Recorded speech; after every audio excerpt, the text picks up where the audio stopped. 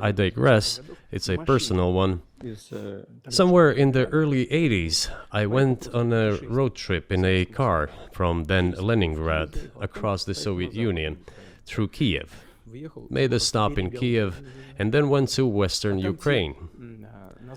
I went to the town of Beregovoye, and all the names of towns and villages there were in Russian and in the language I did not understand, in Hungarian, in Russian and in Hungarian, not in Ukrainian, in Russian and in Hungarian.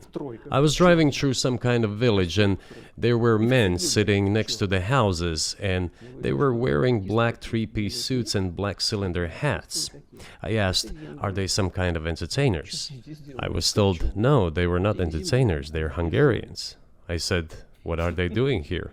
What do you mean? This is their land, they live here. This was during the Soviet time in the 1980s. They preserved the Hungarian language, Hungarian names, and all their national costumes. They are Hungarians and they feel themselves to be Hungarians. And of course, when now there is an infringement.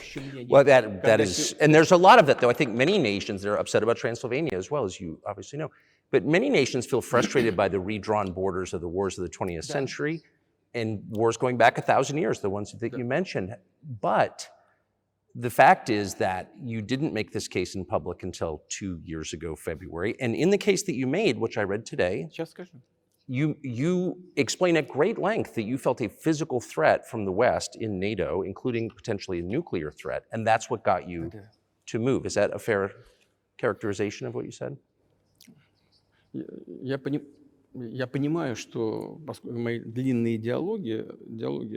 I understand that my long speeches probably fall outside of the genre of the interview.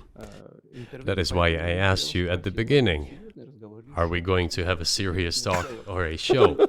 You said a serious talk, so bear with me, please. We're coming to the point where the Soviet Ukraine was established.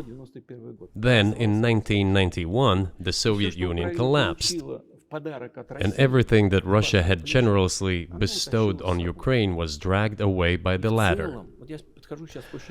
I'm coming to a very important point of today's agenda. Thank you.